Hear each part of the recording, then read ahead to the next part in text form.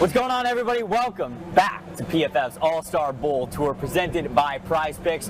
We had the sun on the first day, we had the rain on the second day, and now, as you guys can probably hear a little bit, we got the wind. Austin's tightened the hat so he doesn't lose it mid-interview.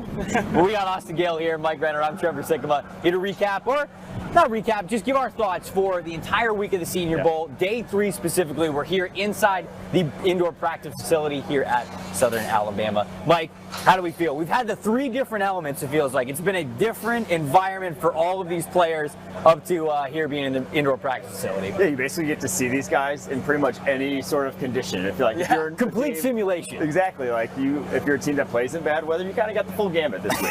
That's true. That's very true. Austin, how do you feel like the guys did now that they're in the indoor practice facility, controlled environment? I feel like the quarterbacks did a little bit better today. Yeah, I mean, first and foremost, big shout out to the Senior Bowl, obviously getting us inside the facility here. It's indoor. It's been great. It's a lot nicer than being outside yesterday, obviously in the rain, so we're inside. Everyone's posture was just this yesterday, just like trying to knock you wet. No, for sure. But I do think that the quarterback stood out a ton today. Kenny Pickett was wearing 1 glove yesterday. He's wearing 2 gloves today. He's adjusting to the elements on the fly. Gloves matter. No. So, okay, other quarterbacks. I mean, let's touch on Malik Willis from yesterday because, man, we were all talking during the show, before the show, everything. When it came to quarterbacks, nobody really stood out in day 1. No. But day 2, it felt like even through the wind and the rain, Malik Willis probably played the best. Did he not, Mike? I think he definitely did. And I thought a number of guys battled through and played better. I thought Desmond Ridder looked all right, too, and Sam Howell as well. But I think Malik Willis stood out because he was just completely unfazed by the elements. Like, everyone had a throw or two where it's like, that one wasn't quite right. Maybe that slipped out of his hand. Malik Willis wasn't the case at all. Throwing lasers, throwing with anticipation, doing things that he just didn't have to do at Liberty in terms of going through progressions. That is what you have to see. And why we kind of said that first day of practice, we're not hitting the panic button that these guys are struggling because they were supposed to struggle. This is all new stuff for them. Seeing growth, though, from them throughout the week, that's the most important thing. And that's the thing that gets you excited about Malik Willis because of what those tools, because he can take coaching. Right. That's why it's probably going to be a first-round draft this week. I mean, no better example of that arm talent than watching the conditions be less than ideal, and that ball's still ripping. The rain. And I feel like that was the case. What about some guys that we saw today? Obviously, we got one half of practice. We're in between the 2 practices today. So, who really stood out to you from the quarterback position? I want to add one more thing on Malik Willis, because I don't think Mike Renner was the only guy watching him. Mike Tomlin out here for the Pittsburgh Steelers, man. He was on the football field all practice long, and Jim Nagy sent out a tweet, just a picture of Mike Tomlin and a picture of Malik Willis. That tells you something. The Steelers are locking in on the Liberty quarterback. I think everyone's locking in on the Liberty quarterback. You saw in the rain him rip it better than anybody. I thought that was special. In terms of guys that have impressed today, Romeo Doubs, I thought, started slow, the Nevada wide receiver, but today they did some red zone drills inside controlled elements, and he was awesome. Won a lot of those reps, showed some good contested catchability as well. I think his quarterback, Carson Strong, the Nevada quarterback, also looked the best he's looked all week. I thought in those red zone periods, he was getting to the right guy consistently with good timing. Like I said, he hadn't had the best week of practices, but today it was quite easily his best performance. Yeah, and the wide receiver group as a whole, I feel like, I don't know if it was just because we're inside, if they're more confident, but you watched day 1, and I was very surprised. A lot of one-on-ones, DBs were winning a lot of them. Like, the big takeaway from day 1 felt like, man, this DB group, this corner group, and it's a strong cornerback class just in 2020 overall, not just here at the Senior Bowl, but it felt like they were really dominating the wide receivers. Today, you mentioned Romeo Doubs, a couple of really nice catches, right? Deep threat guy who was getting some red zone catches, red zone touchdowns, which is great to see. Christian Watson, North Dakota State wide receiver. I mean, it's just been a phenomenal week for him. Khalil Shakir's another guy. Man, I just felt like the wide receivers as a whole played really, really well today in day 3. I thought this was the best one, and I think the tight end position, you really started to see the spread of talent on this one. You really saw guys separate themselves, or I should say a guy, and it was Trey McBride from Colorado State. Because they were doing the red zone period today, which is where you want a tight end to win. Like, if you cannot win those one-on-ones in the red zone, you ain't gonna see the field. You are not going to be an NFL tight end if you are not valuable in that area of the field. Trey McBride, quite easily the best in that regard on the day. What do we think about Khalil Shakir? Because he's a guy who, coming into it, the thought about him or where he won was definitely that short area quickness. It felt like, okay, maybe we saw a little bit of that day one, but here in day three, I mean, we were watching the red zone drill right behind us, and he had 3 touchdowns in that period alone. And so he just had so much confidence. What did we think about him as a prospect? I feel a lot of people are really in on it. You love the short area quickness, and it really showed up in the red zone, right? When the spaces get tight, it's those types of receivers that often create separation. I think the tried trope is you need a big-bodied guy who can catch these contested catches. But yeah, that works one. The other way is getting separation in those little areas. I think Shakir did a good job of that today. Mike, what do you think? And I think the biggest thing is just to understand who he is. Like, you're not drafting him to be your outside, win vertically. And so when he's, you know, throughout the past 2 days of practice, when he's asked to run those vertical routes, it doesn't look as good because that's not who he is. But today, like you said, in the red zone, in those short areas, getting off the line of scrimmage, shaking a guy early on the routes, that's what he can bring to the table. So obviously, if you have a role for that in your offense, if that's something you like to do, obviously it's the kind of the slot receiver role, that's what it's going to be. He is perfectly tailor-made for that. And that's a good point about the red zone too, right? It's these guys that create separation early in the route, and then there is an opportunity, enough speed or enough distance to catch up with some of these faster receivers. With Shakir, he creates that separation early, and the pass comes out early, and obviously he gets the touchdown. Right. I don't think I saw Christian Watson from North Dakota State lose a single one-on-one rep today. I mean, he was great day one. He was pretty good day two, given the conditions. And day three here in the indoor practice facility, he was phenomenal. I mean, how high can this guy rise in this wide receiver class? It's a deep group, but clearly 6'4". I mean, he's got the frame, he's got the size, he's got the confidence. He's fantastic. That's the thing, 6'4". It's a unique size for the wide receiver position that a lot of the top guys do not have. Like, Drake London's the only guy at that height that we've been talking about as one of these first rounders. So if you want that on your football field, if you want that vertical or not vertical, that guy that can go up and get it. Yeah, right. He's going to be one of the only ones in this class that's sort of capable of seeing an NFL football field and doing that for you as well. So I think that in and of itself is going to push him upwards as well. Moving along to offensive line, there are a couple small school guys that we went into the week thinking, okay, how much can they stand out? Can they really compete with guys like Evan Neal, like Ike Ekwonu, like Charles Cross, right? We had Trevor Penning, Max Mitchell, Bernard Raymond. Those were the 3 small school guys that are here in Mobile. We got to look at especially Trevor Penning and Bernard Raymond here for day 3. So now that their Senior Bowl practices are in the books, what's the big takeaway for those guys? I mean, Trevor Penning today, I think all throughout the week, right, has been the guy that wants to start the fire. He was trying to start a fight with dudes almost every single practice. I mean, he got pulled from a rep today after a personal foul penalty where he really drove some guy into the ground kind of late in the play, pulled for a couple of reps, takes his helmet off. Then they throw him back in there, gets chippy with a player. I think it was Tyreek Smith of Ohio State. Then that second rep throws him into the turf and stares him down. I mean, this guy's looking for blood. Yeah, he had 16 penalties last year at Northern Iowa in 12 games. Over a penalty a game he averaged. I think it's the most I've ever seen from a college offensive lineman. Man. And so if you're drafting a guy, you're going to have to reel that in to a degree. Yeah. But you're not going to have to coach up any nastiness. You're not going to have to tell this guy to set a tone. He's going to set the tone every time he steps on the football field. He's doing it at practice when, like, he should not be at times, is what some of the defensive players are complaining about. So, yeah, Trevor Penning is going to be that guy. Now, he wasn't perfect by any means throughout the week, especially in pass protection. That was always going to be a work in progress coming from Northern Iowa. But in the running game, and like I said, as a tone setter, that guy, you ain't going to find much better in this class. He's eating a bowl of nails for breakfast without any milk for everybody that gets that SpongeBob reference right there. Let's flip over to the other side of the trenches. Who's somebody who's been standing out over the last couple of days. Man, we had a couple of guys really stand out at yesterday's practice after we did the live show, so I'm very curious to hear what you guys think of the guys that we're seeing in the defensive side of the trenches this week. Yeah, I mean, FSU's Jermaine Johnson, he's probably the best player this week. We don't really have to harp on it anymore. Just every single rep, it seems like he's completely in control of what he's doing. But the guy who kind of rose up draft boards, who really had, I don't want to say low expectations because he is a top 60 player in the PFF draft board coming in, but I didn't think he would be this good in pass as a pass rusher. It's Travis Jones from Connecticut. He's been a bully, man. Defensive tackle, a pure type of nose tackle, but like one that can actually see the field on passing downs. You're not going to have to take this guy off the football field. And to me, that's a very valuable position in the NFL with the rise of these 2 high defenses. Those guys have to be versatile and be able to do a lot of things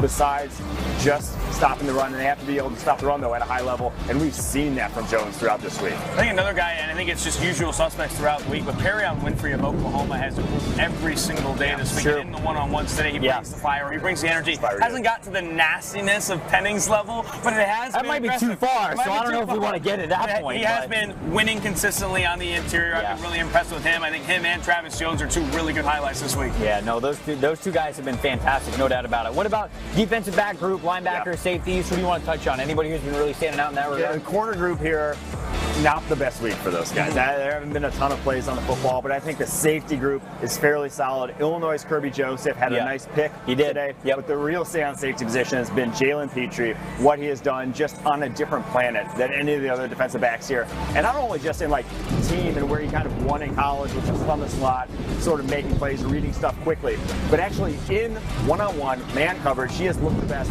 of any defensive back here. That's including other cornerbacks, outside cornerbacks, guys who are going to get paid to do it at the next level.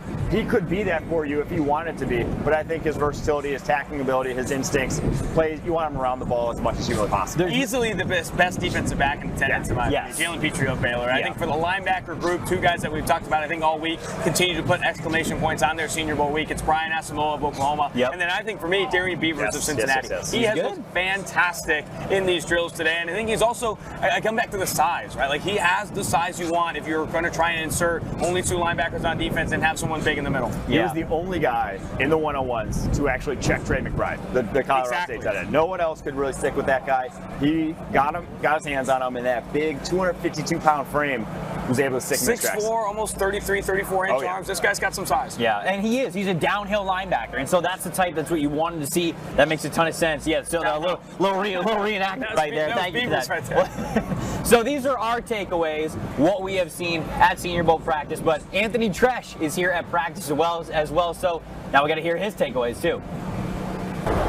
Thank you, Trevor. It's been a great week down here in Mobile, Alabama for the 2022 Reese Senior Bowl. A lot of guys been making themselves a lot of money with their standout play, but I got three in particular that have stood out the most to me, placing them near the top of the position. Number one is Cincinnati quarterback Desmond Ridder, who was one of the most improved quarterbacks in college football this past year. Grew his PFF grade over 15 grading points to above 90.0, that elite mark, and he's been standing out at the Senior Bowl. Much improved accuracy, making pinpoint accurate throws, throwing with anticipation, pairing that with a strong arm and mobility. I think he has a chance to be a QB1 when it's all said and done. Number two, Colorado State tight end Trey McBride. That guy's just like me, catching dubs all day long. He's out there making contested catches and showing off his inline blocking prowess. I mean, this past year, he recorded a PFF grade that's the second best we've ever seen in the PFF college era, behind only Kyle Pitts in 2021. So, number three now, we have Connecticut interior defensive lineman Travis Jones. This guy, one of the strongest guys you'll see on the tape. He's been dominating in one-on-one situations and also in the team drills. And this past year, playing for the Huskies, he recorded a top 5 PFF grade at the position, which is no different from what we've seen from him back in 2018 and 2019 before his 2020 season got canceled. So those three players in particular, I think have a chance to be near the top of the position, have been the biggest standouts here down in Mobile for the Senior Bowl.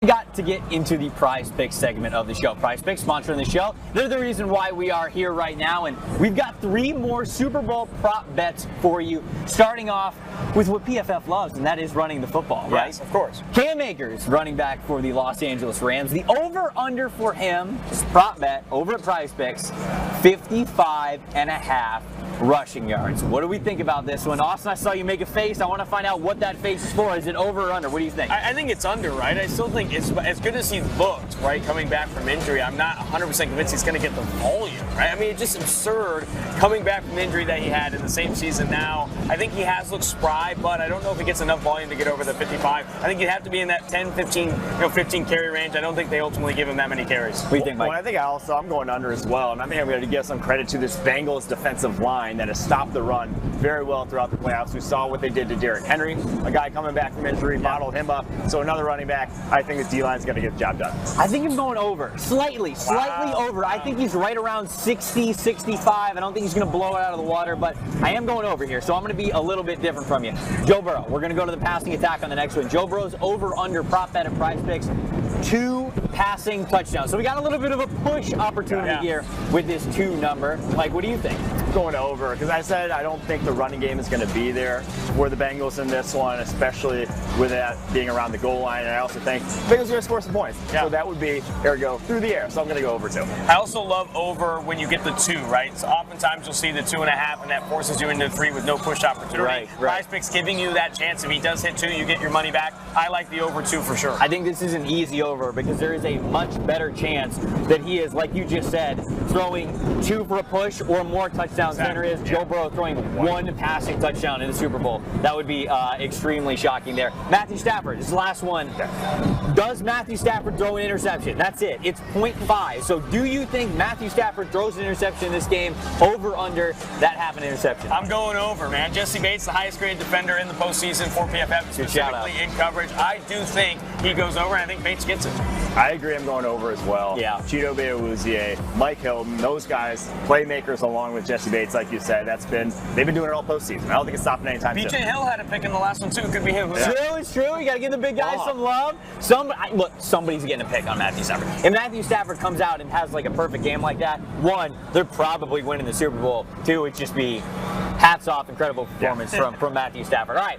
That's all of our 3 picks over-unders from PrizePicks.com. Go over to PrizePicks and you can put some chatter on the line whether you agree with us or don't. If you do, sign up using the promo code PFF because if you do, deposit $20 in your account, you are going to get a free PFF Edge subscription. So, got the over-unders that you like, you win a little extra money there, and you're getting yourself a free PFF subscription. So, head on over to PrizePicks. They'll be able to get that set up for you. Well, we also got to check in with Doug and Brad, the PFF Now guys. Got to get their take on the Senior Bowl as well, fellas. All right, thanks, Trevor. Brad, what do you think about that Matthew Stafford interception prop? I think Matthew Stafford in his first Super Bowl, he's going to be pressing a bit. I like over a half interception for that prize pick. I think I'm with you on that one. Let's talk a little bit about this draft class, the Senior Bowl. It's really our first chance, or at least my first chance, to get a good glimpse of a lot of these guys, to talk to scouts, talk to executives. And one thing just right off the bat, I was asking an executive in the AFC, what do you think about this class in general? Is it a stronger class, weaker class? And he said, you know what, I actually don't think it's a weaker class. I think the fact that there's not a consensus #1 overall pick leads people to think that way. But overall, he said that this was a pretty strong class overall. I've heard the same. Certain positions as well, tight end, both sides of the offensive and defensive line. A lot of depth, maybe not top end guys, but a lot of depth. Absolutely, and the quarterbacks are certainly interesting as well. There's no, like I said, there's no consensus #1 overall pick. A lot of times that is a quarterback. We've got 6 quarterbacks here today, or this week at the Senior Bowl, and I wouldn't say that the reviews have been glowing for them so far. One thing I did hear, though, is that Malik Willis has been interviewing very well with teams. He's the most toolsy of these quarterbacks. He's got the biggest arm. He's got the best speed. The other guys kind of all fit into the same type of mold or rankings. What have you seen from the quarterbacks so far? Yeah, you hear stuff like the ball flies out of a guy's hands, and that applies to Malik Willis. I mean, he has zip on the ball that other guys just do not have. I also think Desmond Ridder has had a good couple days. Absolutely, and with the quarterbacks in general, I was asking an NFC executive just like, what do you thought about the quarterbacks? And he quipped that Matt Corral, who actually is not even here, has had the best week. So I think that does kind of go to show how these guys have performed so far this year. But let's also talk about the coaching search that's still going on. Yep. Can't believe how many of these openings are still out there. But one does seem to be pretty solidified, despite the fact that Jim Harbaugh interviewed with the Vikings for 9 hours on Wednesday. Reportedly, they are leaning towards hiring Kevin O'Connell from the Rams. That can't become official until after the Super Bowl. But Kevin O'Connell, kind of an interesting choice because he hasn't even been coaching for that long. Yeah, I think the interesting connection there, whether it goes pro or against, is that he has worked with Kirk Cousins in the past in Washington, so the connection there. As for Harbaugh, I think the right team needs to come along for Harbaugh, and I'm not sure the Minnesota Vikings would do the 10-year, $100 million contract he may have been looking for. Of course, we do not know, but I'm not sure that's the organization that would go that route. It's pretty funny. This week opened with Tom Brady retiring. It's closing out here with Kevin O'Connell, who was drafted to be Tom Brady's backup 8 years after Tom Brady entered the league, getting hired as a head coach. One other opening that's still out there, the Houston Texans, and I thought that Josina Anderson said something pretty interesting about that, and that's that Brian Flores, who's currently suing the NFL for hiring discrimination, is still one of the finalists for the Houston Texans job, along with Jonathan Gannon and Josh McCown. At this point, since he's been reported as a finalist, I'd say it's not going to look great if the Houston Texans go away from that and do bring in Gannon or Josh McCown. 100%. I think one other name to keep an eye on as well is Doug Peterson in Jacksonville. Sounds like he's emerged as a serious candidate there. And I think that'd be a great hire, frankly, for Trevor Lawrence, a guy that's worked with quarterbacks, played quarterback in the NFL for a while. I think that could be a good hire. Absolutely. Let's go back to you guys, Trevor.